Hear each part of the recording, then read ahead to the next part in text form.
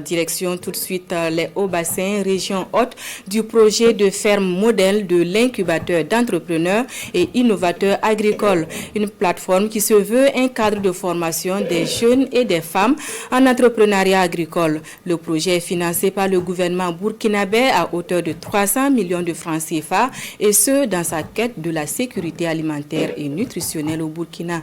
Le coup d'envoi des travaux du centre a eu lieu hier en présence de Kassoum Milogo et Karim Sissi. D'ici 4 mois, devrait sortir de cette terre de l'École nationale de formation agricole de Matourkou, ENAFA, des fermes modèles de l'incubateur d'entrepreneurs innovateurs agricoles.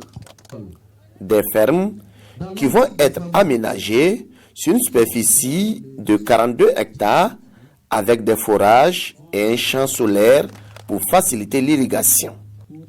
D'un coût de financement de 300 millions de francs CFA, ce projet a pour ambition de contribuer à assurer la sécurité alimentaire et nutritionnelle au Faso en engageant les jeunes et les femmes. On va former les entrepreneurs agricoles, innovateurs.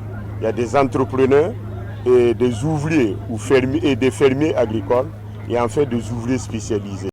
Et ils ont les fermes là comme vraiment, si vous voulez, un champ d'application, un lieu où ils vont être vraiment bien formés. Et en plus des fermes classiques pour produire différentes cultures maraîchères et même des céréales pendant la saison des pluies, vous avez vu qu'il y a une partie pour la production piscicole.